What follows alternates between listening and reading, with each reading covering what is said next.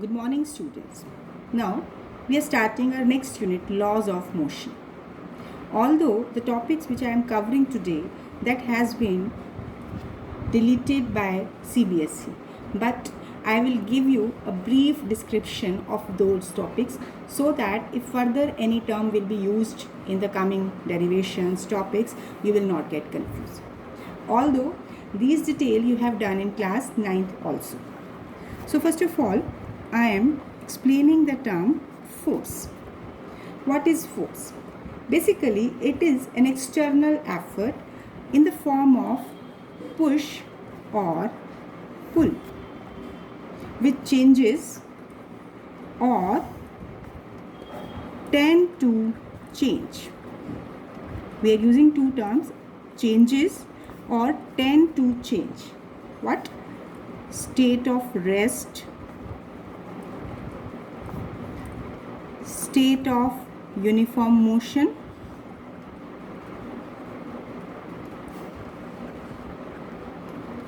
and direction of motion. So basically, when you are pushing or pulling any object, there may be actual change or there may be effort has been done, but change actually has not been made. That change can be either in a state of rest or in motion or direction of motion.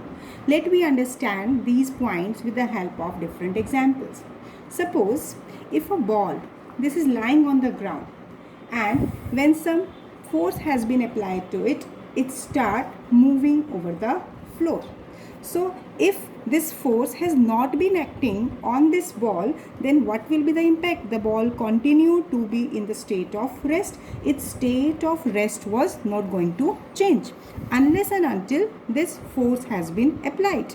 So that's why force applied has changes the state of rest.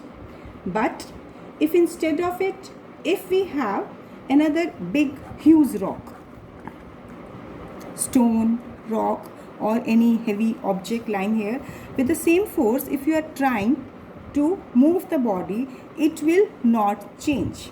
It will not change its position. It will not change its state of rest. A huge rock, whether you are applying force, you are increasing the amount of force, but that rock cannot be increased by simply application of a normal force. That means in that case, you will feel tired. You will exert force, but still its state will not be changed.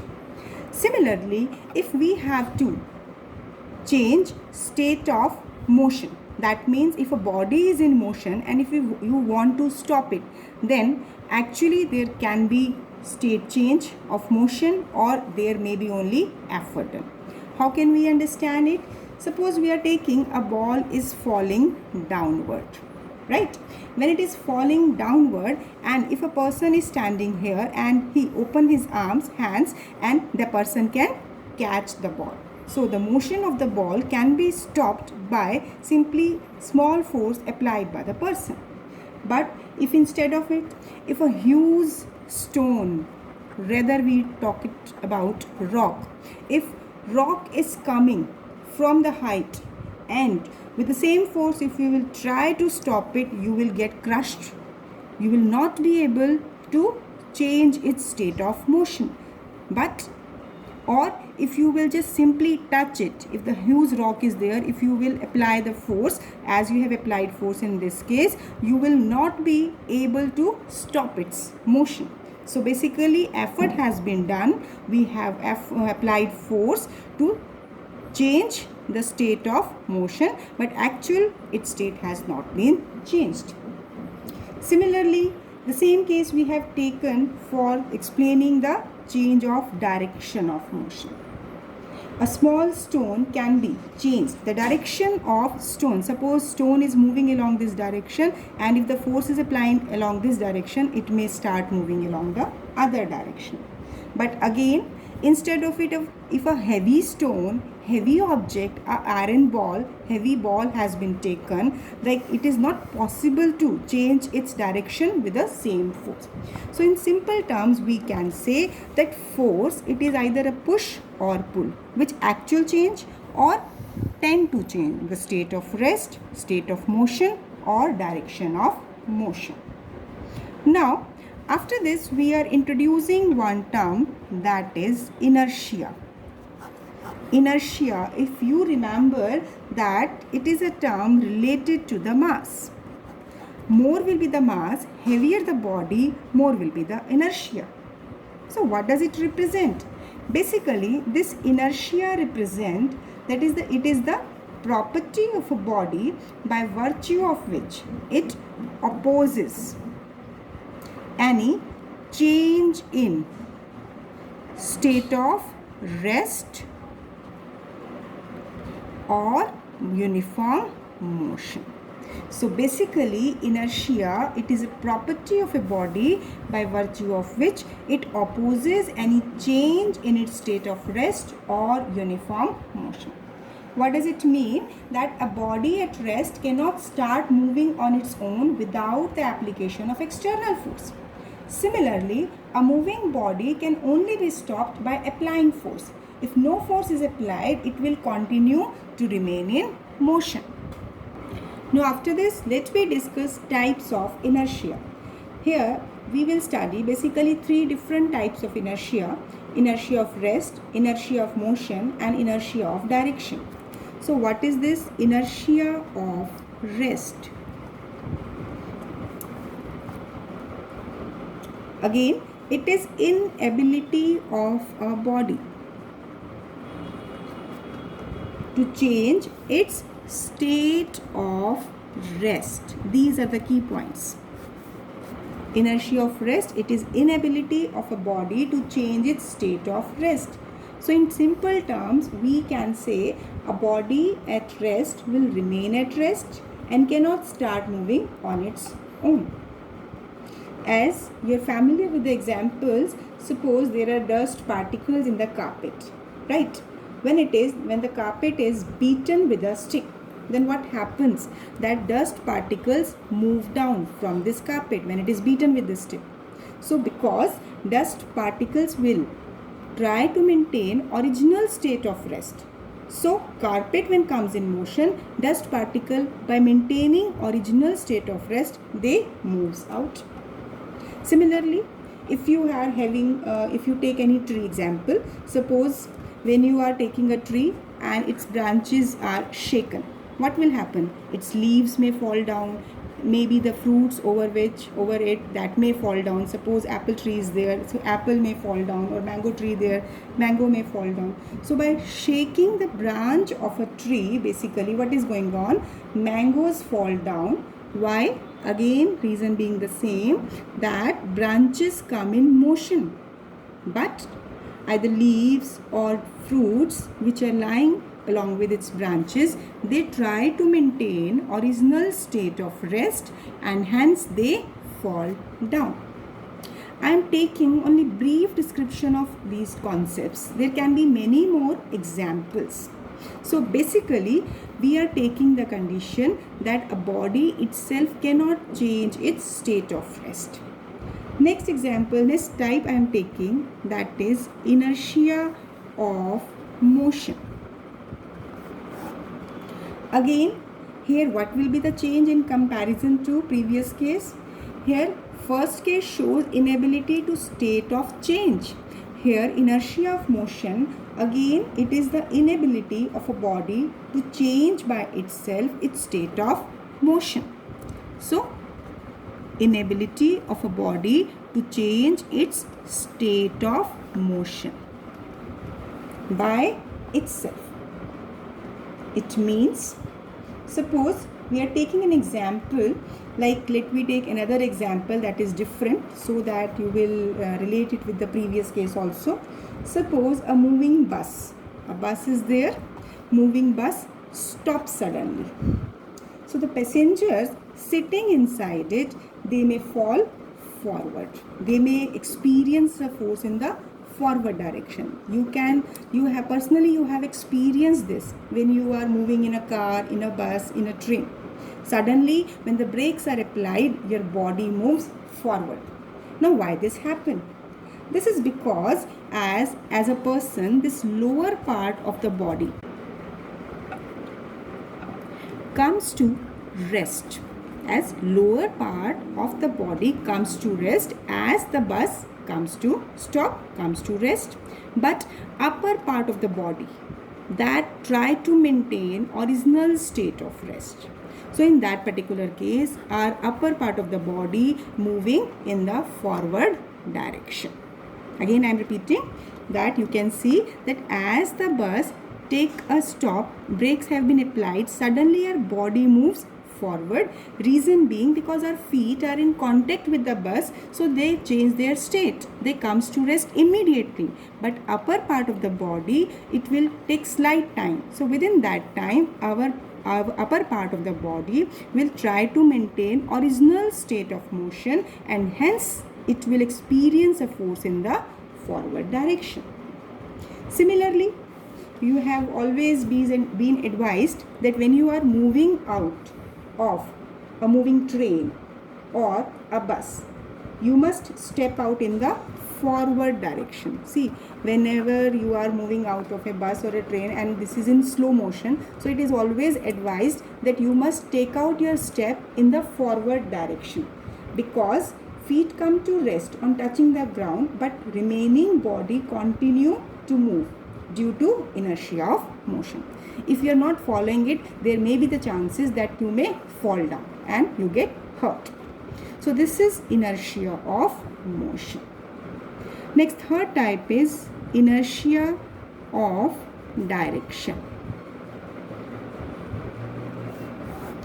Again, you can say it is inability of a body to change by itself its direction of motion. It means a body cannot continue to be moving in a same state. A body cannot change its direction unless and until an external force is acting. It is not compelled by external agent, external force. Very simple example, you are familiar, you have done in class 9. Suppose a stone you are taking, tied it to the string and rotated in this circular path. Maybe horizontal circle, maybe vertical circle. So when this stone tied to one end of the string and is rotated in the circle, suppose string during its motion, right? Suppose at any point this, suppose if the stone is at this point and this string break at this point. So where it will go, where the stone will go, it will go along tangential direction. So basically here when we are taking that pull in the string was forcing the stone to move in a circle. As the string breaks, pull vanishes. There is no external force acting on it. So at that time, the stone fly off along its own original direction at that moment. At this point, it will move along this straight line. In simple terms, we can say that if at every point some force is acting on the stone, if string will not break, it will continue to follow the path. Why? Because some force is acting on the stone, that is towards center, which is making the stone to move along circular path. But as the string break at any point, then at this point direction of motion will be tangential. If I will take this point, at this point direction of motion is along tangent. So at any point on the circle, on the curve, tangent at that point will give the direction of motion.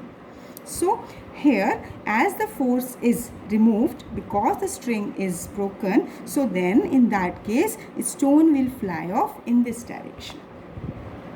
A new example I will explain to you. You all travel in car. So when a car rounds a curve, suppose there is a curve, what happened? Suddenly person sitting inside it is thrown outward. Suppose car is taking turn in this direction and the person will experience a force in the outward direction, opposite direction. Because person try to maintain his direction of motion. Suppose the car is coming from this point, so his direction of motion is almost along this direction. I am just redrawing it. Suppose this is a turn and suppose car is coming along this path, and then if it is coming along this direction, person will tend to be in this direction, but due to the external force which is making it to change its direction, so the moment when the car take the turn, the person try to maintain original direction of motion due to directional inertia. So that's why you experience a force in the outward direction. If you have not experienced this, just analyze it when you are traveling in any of the car or bus. You will definitely observe it, right? So these are the examples of inertia of direction. So basically, why we are studying all this? Because we have to correlate the term that unless and until an external force is acting on a body itself is not capable enough to change its state. Maybe rest, maybe motion, maybe direction. So this is nothing but this is a statement of Newton's first law. So what is the statement of Newton's first law? Every body continue to be in state of rest or uniform motion in a straight line unless compelled by external force to change its state. You can compare, this is nothing which we have done in inertia. See, basically इधर भी हम यही बात कर रहे हैं कि जब तक किसी बॉडी पर फोर्स नहीं लगेगा कोई भी बॉडी अपनी स्टेट चेंज नहीं कर सकती है. What was that? So that's why we are saying this Newton first law of motion as law of inertia which we have discussed, right? So this is all about first law of motion and law of inertia. More examples you can go through your book, because as the board has excluded the topics, so I have to cover it in brief. Now we have to study Newton's second law of motion.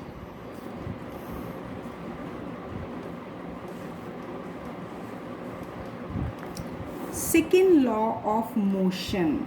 If you remember, Newton's second law of motion relate two terms.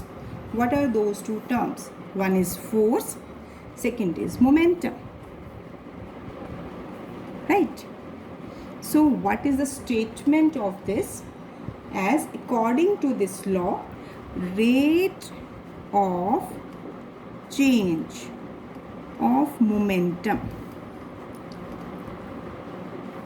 this is obviously linear momentum of a body, it is directly proportional to external force acting on the body, and this change takes place always in the direction of applied force. So basically when we are related that force, and vice versa when we are interchanging the term, that force is proportional to rate of change of momentum, linear momentum. Here d by dt is giving you the change in momentum with time. When any term is used with rate, that means that quantity is varying with time. Change of momentum, that change is depicted here by dt, right? So when this proportionality sign has been removed, so we are getting a constant k and its value is 1. So F is equal to dt by dt, rate of change of momentum. And momentum is the quantity of motion contained in a body. That means it is mathematically taken as product of mass and velocity. See, mass of any body cannot vary with the time. If any body is in motion, you cannot say. In most of the cases, you will find that mass of a body is not changing. It is not variable.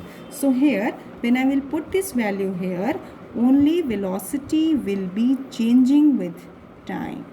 So I can write it as m dv by dt, m being constant outside. So now, from here, rate of change of velocity, it is given by mass into acceleration. So force is equal to mass into acceleration. So basically, first law, Newton's first law has introduced the basic concept of force. There is existence of force. Second law has given us a mathematical form of way, a formula by which we can calculate the force which we have to apply. So if this force we are taking, that is F is equal to m into A. Impulse. See, impulse is not a new term, but it will be explained only on the basis of Newton's second law. Actually, it is impulse of a force. It is a measure of total effect of force, and it is taken as the product of force and time. How can you understand this? As in driving a nail into wooden block with hammer. Suppose this is a block and you have to just introduce this hammer into introduce this nail into this block. So in driving a nail into wooden block, what we are doing, that large force is acting. This large force is acting for a very short time, impact time, that when the hammer is hit on the nail, so you are exerting force, very large force, right, for a very small time. That can be in the fraction of seconds. So that within each hitting time you are observing, for each hitting period, force is large and time is less. So that is basically giving you the measurement of impulse. So what can we say? It means a large force acting for a short time to produce finite change in momentum. Change in momentum means there is a change in velocity. Mass will not change.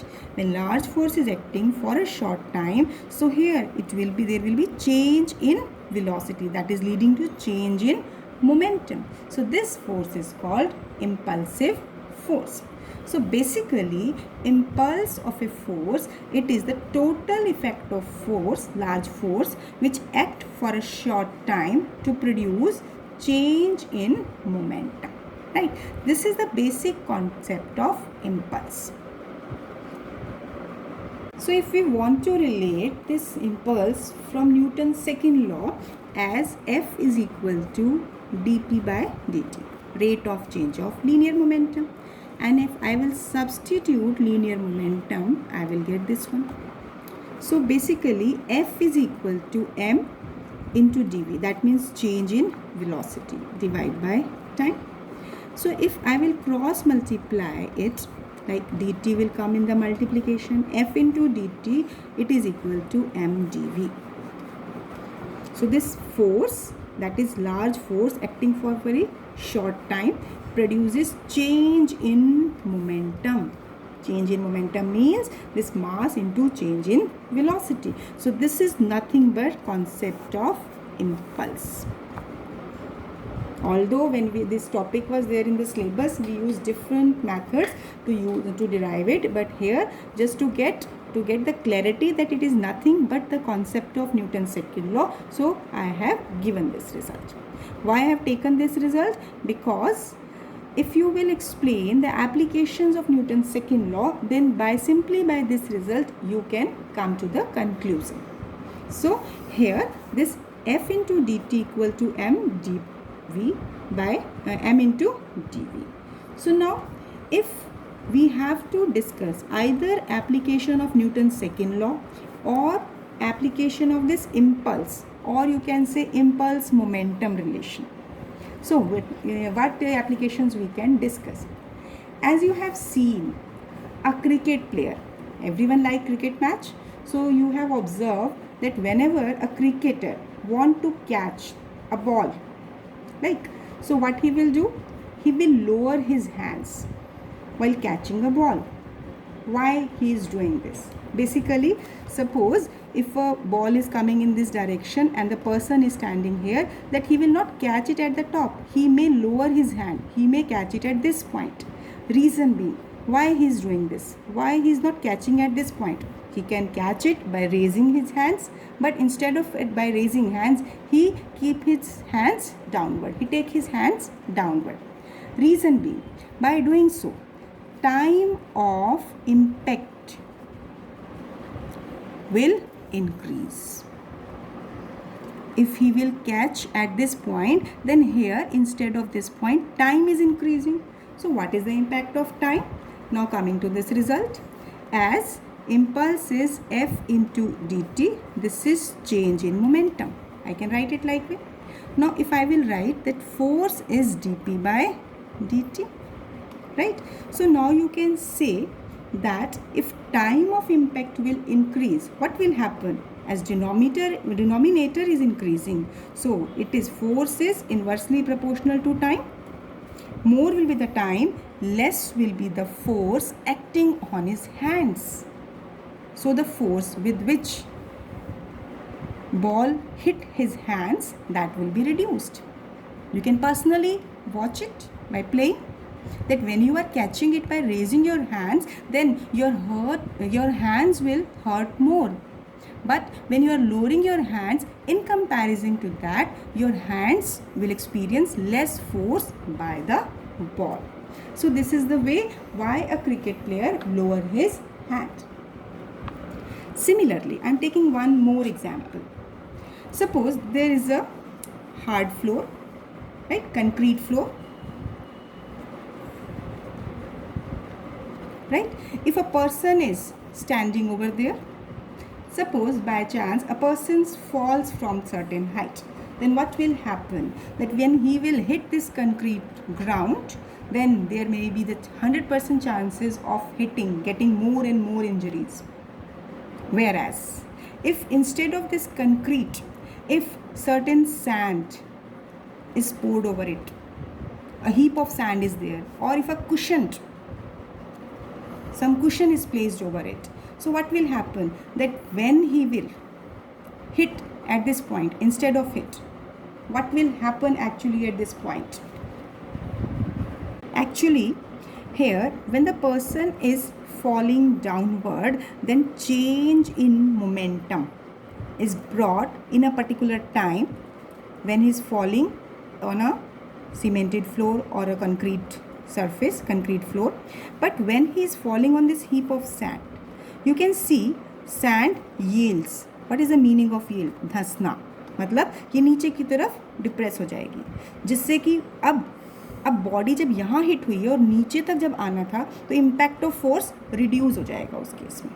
So basically, when a person fall on heap of sand, then he may get less injuries. Whereas when a person is falling on concrete floor, cemented floor, because that change in momentum is the same.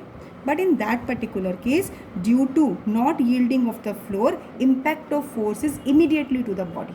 Whereas when the person is falling on this heap of sand, what will happen? That this surface will yield downward, so impact of force will be reduced by increasing the time, and hence you can say the person will get less injuries when he will be falling on heap of sand. There can be many more examples of it. You can see that buffers are provided between bogies of the train. Again, buffers increases the time of jerk during shunting. Similarly, you can see shockers. Shockers are provided in the vehicles that move on the road. Shocker, that is a spring kind arrangement in your bikes, in your cars. That shocker increase the time of jerk and reduces its force. That means you feel comfortable when you are moving in a car or a bike when it is passing through some pit area. Similarly, glasswares. We have many times observed that any glassware, any glass, any vase, that all are wrapped in paper or straw pieces. Either they are wrapped in newspapers or straw pieces before packing and then transporting. But why we are doing it? Because suppose at any instant, if it fall, so impact will take longer time to reach the glass through the straw or the paper. As a result, average force act on china or glassware is small, and hence its breaking chances will be reduced. So such kind of examples you have done in 9th class also. There are these examples I have discussed here also. Although these all concepts which I have discussed, these are only for your understanding, right? Now last point which I am taking, that is Newton's third law of motion. According to Newton's third law, to every action there is equal and opposite reaction. It means action and reaction always occur in pairs. That means F1, F is equal to minus F dash, right? Why this? You can take it as F dash. As suppose a body is placed over any surface, so here its weight is acting downward on this surface, bigger surface, then bigger surface will exert a reaction force on this object.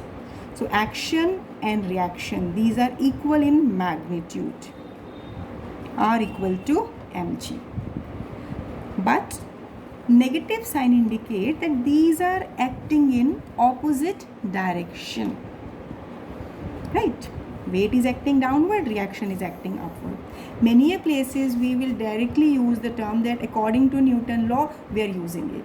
In the numericals of tensions or many different concepts, you will use directly this result, right?